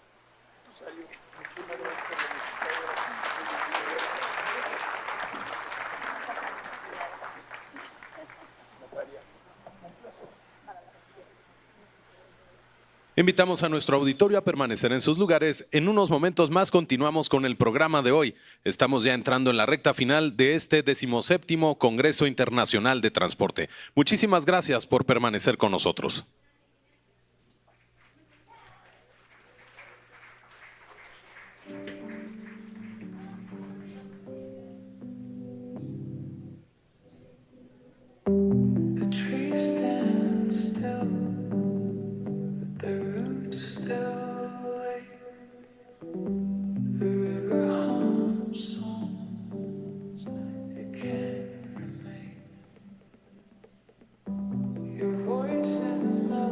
Todos creen que pueden llegar y dar más. Pero dar más no es cuestión de prometer, es cuestión de historia recorrida, de caminos avanzados. Solo quien ha viajado más sabe lo que significa avanzar con firmeza. Solo quien ha enfrentado más caminos aprendió a poner soluciones en marcha. Dar más es ofrecer seguridad, es llevar más tiempo donde otros apenas acaban de llegar. Dar más es construir conexiones verdaderas, basadas en experiencia, respaldo y confianza. Es entender el compromiso que exige crecer. Es reconocer personas donde otros solo ven números. Es evaluar la movilidad en condiciones reales, con personas reales a bordo. Dar más no es decirlo, es sostenerlo con innovación y sustentabilidad. Es un compromiso permanente. Seguir queriendo mover más a México con más confianza, más respaldo, más futuro, más Mercedes.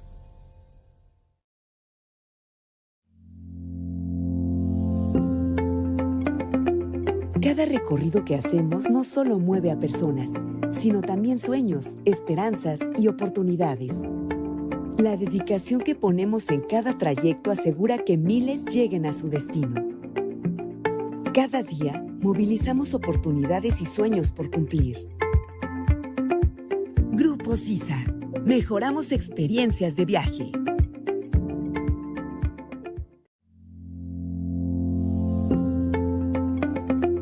Cada recorrido que hacemos no solo mueve a personas, sino también sueños, esperanzas y oportunidades. La dedicación que ponemos en cada trayecto asegura que miles lleguen a su destino.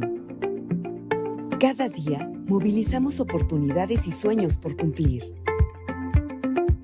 Grupo Sisa. Mejoramos experiencias de viaje.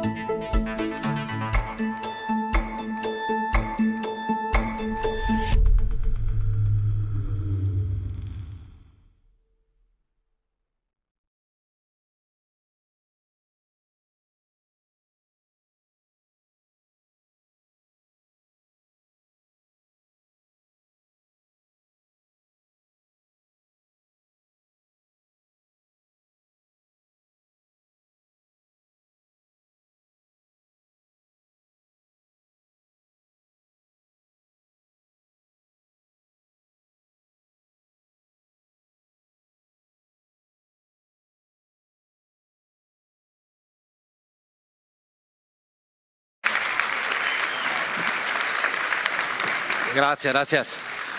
Bueno, pues muy buenas noches a todas y a todos. Casa llena, muchas gracias. Eso se agradece. Y vamos a comenzar con la ponencia de esta tarde para que el tiempo lo podamos aprovechar y no se alargue más esta jornada que ha sido bastante productiva, pero al mismo tiempo larga desde la mañana. Si me ayudan con la presentación, si son tan amables. Empezamos con el título de la presentación y platicarles el por qué definimos este nombre. Creo que para todos a lo largo de este congreso y en las conversaciones que usualmente tenemos sobre el transporte en general, el transporte público en lo particular y más específicamente el transporte público urbano, pareciera que el diagnóstico está claro, que todos reconocemos y aceptamos que hay muchas cosas que tenemos que modificar y que hay muchas cosas que tenemos que hacer para mejorar ese transporte. Pareciera también que todos o la gran mayoría coincidimos en lo que debemos de hacer y en lo que el diagnóstico arroja. Pero la realidad es que las cosas no necesariamente cambian, no necesariamente se modifican de la forma en la que queremos y eso se refleja en las diferentes operaciones de las distintas entidades federativas del país. De ahí que el nombre de esta ponencia sea justamente del diagnóstico a la acción. Entenderemos precisamente a partir de las láminas que veremos a continuación 4 grandes temas que voy a compartir con ustedes. Todos ellos en su conjunto lo que nos van a permitir en una primera instancia es identificar qué es lo que hemos hecho bien como país, qué nos falta por hacer, cuál es la realidad con un ejemplo muy ilustrativo y evidentemente también lo que podemos hacer a partir de esta realidad. Empecemos por lo que hemos hecho bien. Esta primera diapositiva refleja básicamente dos cosas. La primera es una secuencia de lo que el Estado mexicano ha determinado como importante y prioritario y ha incorporado en la agenda pública. El primer elemento fue justamente la incorporación en la Constitución Política de los Estados Unidos Mexicanos en el año 2020 del derecho a la movilidad consagrado en el artículo 4. Y esto es más que relevante porque precisamente es una cuestión de Estado, no de gobierno. De Estado porque precisamente esta incorporación implica que las legislaturas de los estados, de las entidades federativas, decidieron y estuvieron de acuerdo a nivel nacional que este derecho debería de estar incorporado aquí. A partir de la incorporación en la Constitución de ese artículo 4, se incorporó también la Ley General de Movilidad y Seguridad Vial en el año 2022. Y en consecuencia, instrumentos que ya no son de Estado, sino de gobierno, pero que abonan a la política en la materia, pues tenemos básicamente dos instrumentos importantes. El primero es la Estrategia Nacional de Movilidad y Seguridad Vial, que delinea de manera general en todas las modalidades de transporte y en todo el territorio nacional de punta a punta, de costa a costa, qué es lo que ocurre en el país y qué es lo que tendríamos que hacer en consecuencia para poder corregir esa realidad que hoy nos aqueja. Y a partir de ahí se desprende, al hacer un zoom, esta Política Nacional de Transporte Público Colectivo Urbano, que como su nombre lo indica es específica del tema que nos ocupa y uno de los temas centrales de este Congreso. Esto que ven en pantalla es parte de lo que el Estado mexicano desde el año 2020 ha estado incorporando en la ecuación a fin de generar este andamiaje jurídico, institucional y programático que permita paulatinamente ir mejorando la movilidad. Un andamiaje jurídico que vemos expresado en los instrumentos legales, por supuesto, un andamiaje programático que vemos en este tipo de instrumentos y un andamiaje institucional que incluye no solamente a las dependencias que tienen competencia en la materia, sino al Sistema Nacional de Movilidad y Seguridad Vial, a las diferentes organizaciones de la sociedad civil que tienen participación en el tema, a la Asociación Mexicana de Transporte y Movilidad, por supuesto a la Asociación Mexicana de Autoridades de Movilidad y a una serie de instituciones que con base en este marco jurídico y este marco programático están intentando cambiar la realidad del transporte que hoy nos aqueja. A partir entonces de esta base, encontramos que en el país de manera general podríamos hablar de grandes avances en materia de transporte público colectivo urbano. Podríamos decir con todo atino, porque además es una realidad, que contamos con sistemas BRT tipo Metrobús en diferentes entidades federativas del país, más de 15. Podríamos también hablar de transporte masivo de alta capacidad, como ocurre por supuesto en la Ciudad de México con el metro, pero también en otras entidades como Jalisco con el tren ligero, Nuevo León en el caso particular de Monterrey y otras más. Hablamos también de tecnología para integrar sistemas y pagos que en varias entidades federativas de este país, por supuesto que hoy son una realidad. Y también, evidentemente, de movilidad no motorizada, como el tema de las bicicletas, caso de Ciudad de México es uno de ellos, pero no es el único. Y también, evidentemente, la electrificación del transporte, desde sistemas convencionales que transitan del uso de tecnología diésel a tecnología eléctrica hasta sistemas específicamente diseñados como es el trolebús, el cablebús, transportes eléctricos, trenes ligeros, etcétera, etcétera. Y finalmente, por supuesto, no como una lista exhaustiva, programas que desincentivan el uso del automóvil. El más icónico, evidentemente, la Ciudad de México con el programa Hoy No Circula. Todo esto lo hemos hecho bien como país y podemos decir sin lugar a dudas que hoy, a diferencia del pasado, tenemos un andamiaje legal, un andamiaje programático e institucional que nos debería permitir trabajar con mayor velocidad todas aquellas correcciones que requiere el tema de transporte a nivel nacional. A partir de esta realidad que muestro en las primeras dos diapositivas, quiero también compartir con ustedes que si bien es verdad que en México podríamos hablar de un gran avance y podemos evidentemente considerar los elementos anteriores como algo que nos coloca a nivel mundial, a nivel de Latinoamérica particularmente, como un país que tiene grandes logros en la materia, la realidad es que México no es un solo país.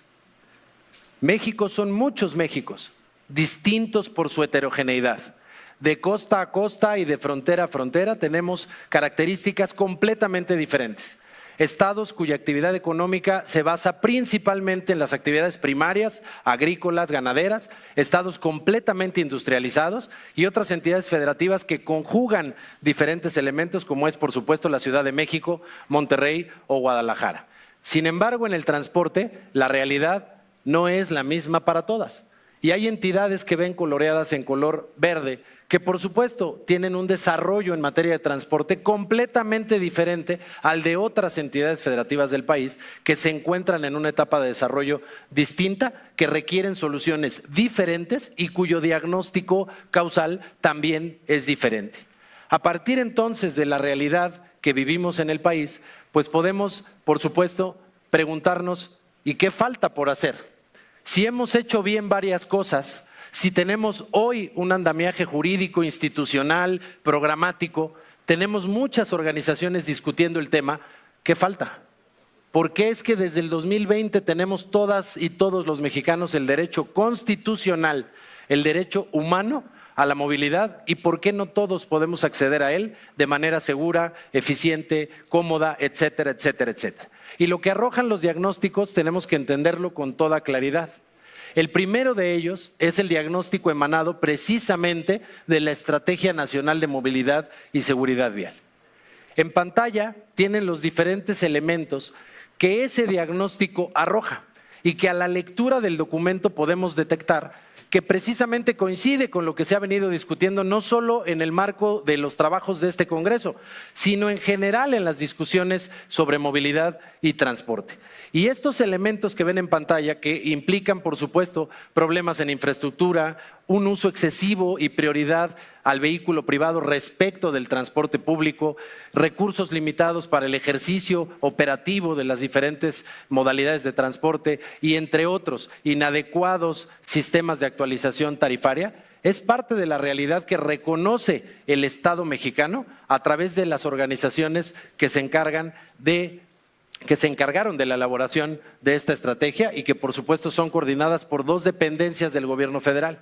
Estamos hablando del Sistema Nacional de Movilidad y Seguridad Vial, que coordinan de manera itinerante en la presidencia la Secretaría de Infraestructura, Comunicaciones y Transportes por un lado y la SEDATU por otro, que es la Secretaría de Desarrollo Agrario, Territorial y Urbano. Y este diagnóstico se conjuga también con el siguiente diagnóstico. Y aquí estaríamos hablando ya no de manera general del transporte. El transporte incluye muchas modalidades, transporte aéreo, terrestre, marítimo. Ahora estamos hablando ya particularmente de la Política Nacional de Transporte Público Colectivo Urbano. Y lo que arroja el diagnóstico en esa política nacional, que dicho sea de paso, es una política de reciente creación, que no tiene rango de ley, pero que sí es un instrumento programático emitido por las autoridades mexicanas, pues arroja elementos, por supuesto, coincidentes con los anteriores y que aderezan o complementan ciertos aspectos que no vemos en el otro diagnóstico porque tienen características ciertamente distintas. El primero general, el segundo más específico. Y lo que vemos aquí, para poder destacar algunos elementos, entre otros, es que el modelo de planeación y regulación no ha incluido históricamente a la movilidad y al transporte. Y lo primero que habría que preguntarnos es si todos en la sala y en las discusiones entendemos la diferencia, porque movilidad y transporte no es lo mismo, porque la movilidad es un concepto amplio, es el fin y el transporte es solamente un medio para ese fin. Lo entenderemos con más precisión hacia adelante. Y también detectamos en el diagnóstico aspectos como los altos tiempos de traslado, siniestralidad, saturación que se traduce en congestión y otros elementos como la inseguridad de la que hablaban incluso en el panel anterior. Estos dos diagnósticos, haciendo un zoom en la ciudad capital del país, que por evidentes razones es la más importante, incluso en muchos sentidos de América Latina, pues hablamos de lo que establece precisamente el proyecto de Plan General de Desarrollo de la Ciudad de México, que tiene un horizonte temporal, como ven en pantalla, de 20 años, partiendo del 25. Y lo que detectamos en este diagnóstico no son palabras de su amigo Adrián, son palabras del propio Congreso de la Ciudad de México, de la Secretaría de Movilidad y de todos los actores del Instituto de Planeación, que con base en los diferentes diagnósticos y con base en todas las entrevistas, talleres y demás, determinan de manera muy categórica que el sistema tiene problemas estructurales. Y cuidado ahí, porque una cosa es un problema cosmético que podamos resolver de manera fácil, pero cuando hay un problema estructural, estamos hablando de un tema de fondo. De fondo porque no se ha entendido el problema quizás, o no se había entendido con la dimensión que hoy se entiende, y entonces generamos como país soluciones equivocadas a problemas mal planteados. Y lo que hoy tenemos como un problema grande, pues es consecuencia evidentemente del pasado y de muchas decisiones que se fueron acumulando, tratando de resolver sin comprender necesariamente qué estaban resolviendo y qué causaba esas problemáticas. A partir de este diagnóstico, que no refiero de manera puntual, pero que pueden leer en pantalla y por supuesto tendrán acceso a la presentación, entonces vamos detallando lo que la siguiente lámina podría resumir de los 3 diagnósticos. Y el resumen de estos 3 diagnósticos nos dice lo siguiente: tenemos evidentemente una ausencia del Estado como eje rector real. Y cuidado acá, porque no estoy hablando del gobierno. El Estado, jóvenes, particularmente para los más jóvenes y estudiantes, el Estado no es el gobierno. El Estado es un ente abstracto, permanente, que tiene 3 elementos constitutivos: población, territorio y gobierno. El gobierno es temporal, el Estado es permanente. El Estado mexicano se generó en 1824 con la primera Constitución y durante 202 años ha sido el Estado mexicano y seguirá siéndolo, sin importar si al frente del gobierno se encuentra un partido político u otro, porque el gobierno es solo un elemento del Estado. Por eso hablamos de políticas de Estado y no políticas de gobierno, porque las políticas de Estado permanecen en el tiempo, sin importar quién gobierne, porque es la voluntad del Estado la que determina ese interés. En cambio, en el gobierno puede haber tantas políticas como autoridades o partidos en turno. Esa pequeña y sutil gran diferencia me permite afirmar que esto es completamente cierto. Adicionalmente, hablamos, por supuesto, de la prioridad al automóvil. Hemos hablado en este Congreso ampliamente, y los expositores que me han antecedido en el uso de la voz, por supuesto que han magistralmente hablado del tema y han explicado en gran medida el porqué de este fenómeno que hoy nos invita no solamente a usar el transporte privado, sino a usarlo de manera prácticamente generalizada en algunas latitudes incluso. Adicionalmente hablamos de un sistema que reproduce la desigualdad, lo decían en la mesa anterior, y por supuesto no hablo solo de género, sino de muchas otras desigualdades que se encuentran presentes en el día a día. Hablamos también de una desarticulación total del sistema, que en realidad, vean lo que dice el texto, disfrazada de sistema, y ahora me entenderán por qué. Hablamos del transporte público ineficiente y con tendencia a empeorar, que eso es lo que preocupa más. Que algo sea deficiente no es el problema es que tenga tendencia a empeorar. El problema es que no se detenga eso que está ocurriendo y que no tengamos la capacidad como país de detener esas problemáticas, hacer un alto en el camino y reiniciar. No es lo mismo un reset que un restart. Y aquí lo que encontramos es que esto lo que nos dice es cuidado, porque si sigues por el mismo camino, no vas a tener un resultado positivo. Las cosas no cambian solo porque uno las desee, no cambian solo por hablar de ellas, cambian cuando intervienes en las variables que están generando ese efecto negativo que queremos evitar. Y finalmente, y no menos importante, la sostenibilidad financiera del sistema. Una sostenibilidad financiera que está en duda, como se ha citado ampliamente a lo largo del Congreso, y que evidentemente es consecuencia de decisiones que se han tomado, en muchos casos quizás sin dolo, pero también hay que decirlo con todas sus letras, sin la inteligencia que requieren este tipo de decisiones que son de largo plazo y que afectan o benefician a miles y millones de personas que habitamos este territorio nacional.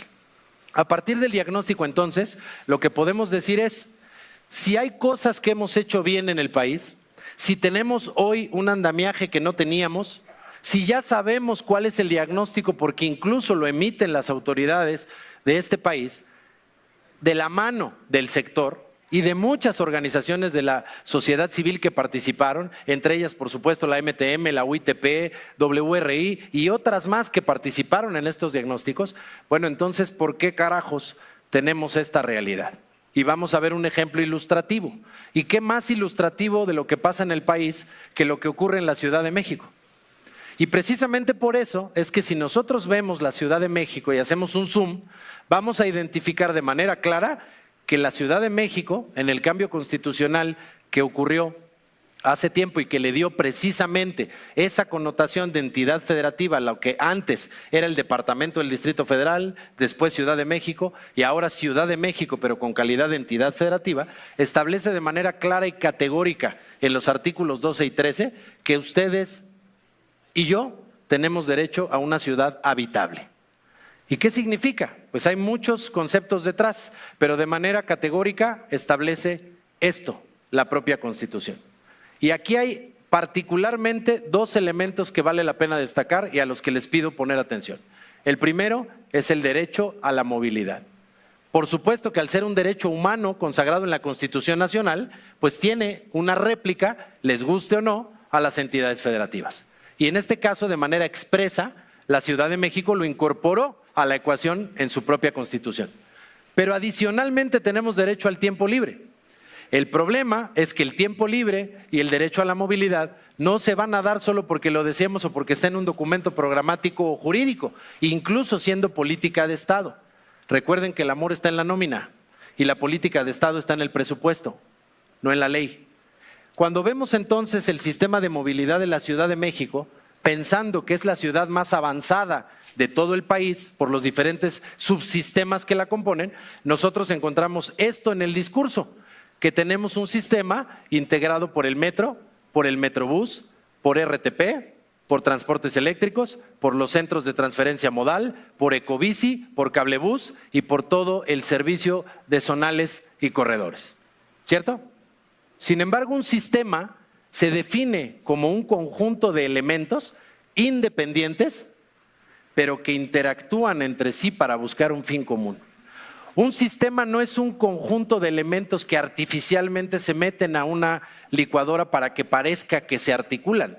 Un sistema tiene elementos conductores, tiene articulación, como funciona con un autobús. Todos los sistemas están conectados. Si no, no prende, no avanza o simplemente no frena. Aquí lo que ocurre es que en realidad tenemos un sistema que tiene ventajas, hay que decirlo.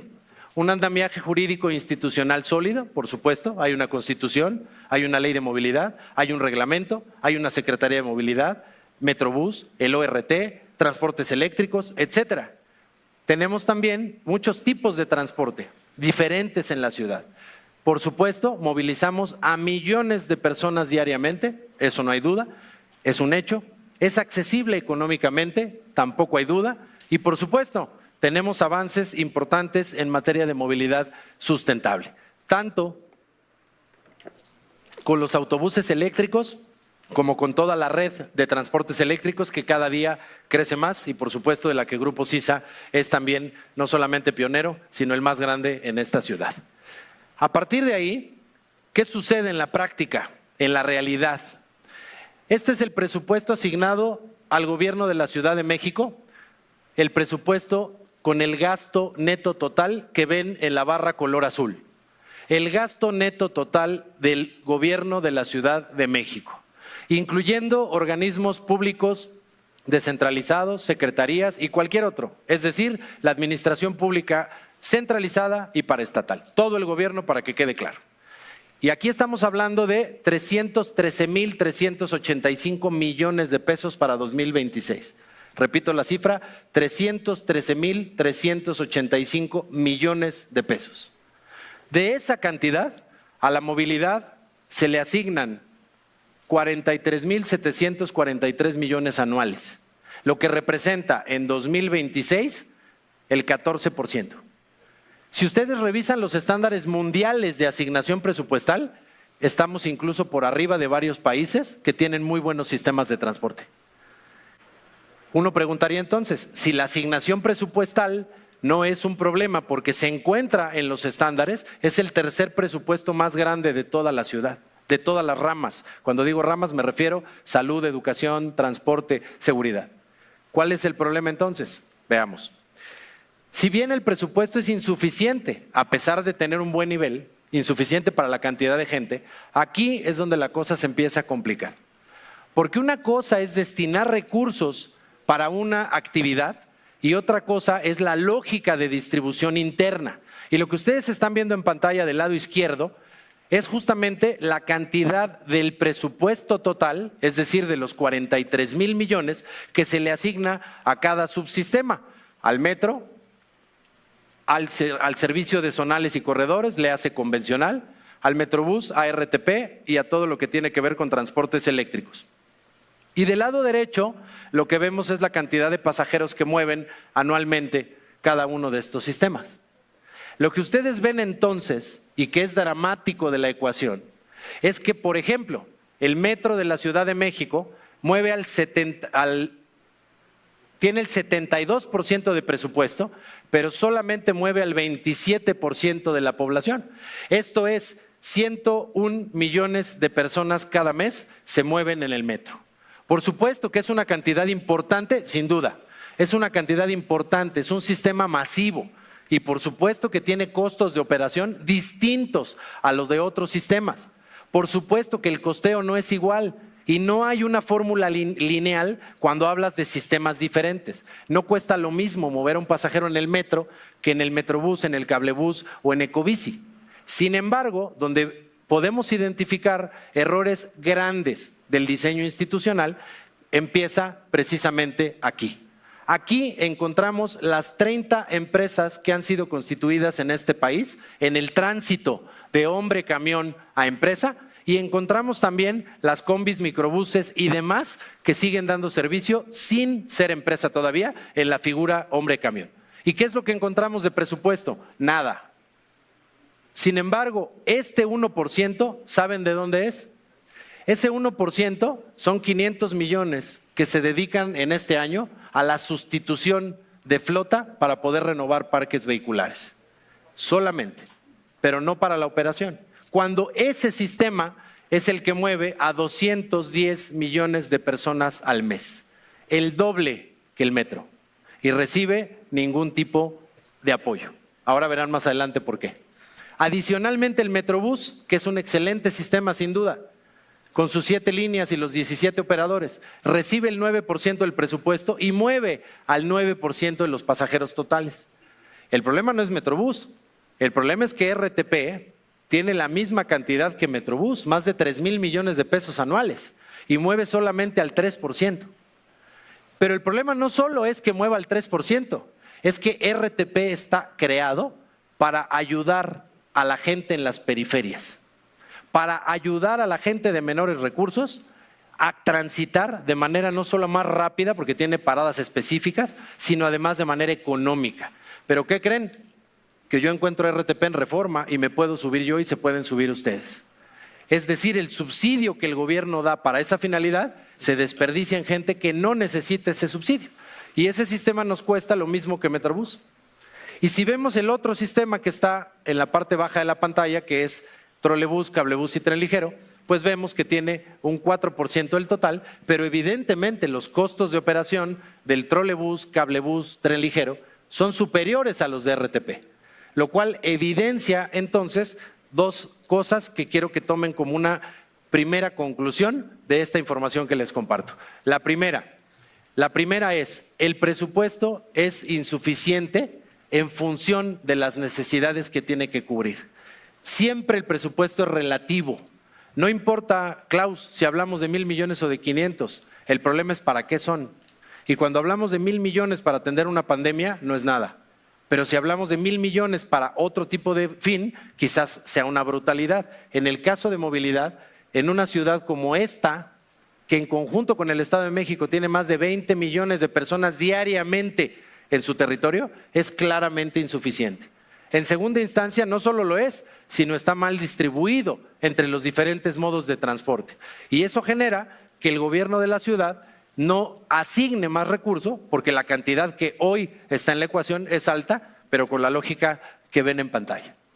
Si queremos aderezar más el problema, entonces focalicémonos en la política tarifaria. La política tarifaria, sobre todo para los jóvenes, se refiere a las decisiones que yo como autoridad tomo respecto de quién tiene que pagar, cuánto tiene que pagar y por qué tiene que pagar. Y yo como autoridad puedo decidir que tú y tú no van a pagar tal servicio porque son estudiantes o porque son personas de la tercera edad o que todos van a pagar por igual. Y la política tarifaria de la ciudad es esta que ven en pantalla. Por favor, visualicen el esquema, el sistema, la tarifa y visualicen esto de aquí. Primero, hablamos del metro de la Ciudad de México. El metro tiene un costo de 5 pesos. Sobra decir cuánto cuesta realmente el servicio y cuál es la tarifa técnica. Ya lo dijo el subsecretario de Planeación al inicio del evento y podríamos hablar de 13, 14 o 15 pesos, pero finalmente sabemos todos que no cuesta 5 pesos mover a cada persona. El problema no es solo eso, es que la tarifa es una tarifa social porque se asume que ayuda a mucha gente, lo cual es verdad, pero entonces, ¿qué pasa con las convencionales que ya evidenciamos que mueven al doble de personas? Si visualizo Metrobús, a excepción de la línea 4, que tenemos un recorrido que cobra 30 pesos al aeropuerto, que es exclusivo y particular caso, cobra 6 y la tarifa es semisocial. Si hablamos así de cada uno, encontraremos lo que la autoridad definió, pero ojo acá, yo como autoridad puedo definir dar subsidio a la población. Y si este precio es de 13, pero yo decido a través de la política tarifaria cobrarlo en 5, quien absorbe los 8 pesos de diferencia soy yo, gobierno, a través del capítulo 4000, que son subsidios y transferencias. Ese es mi derecho como autoridad y es parte de la política pública. Pero no sucede lo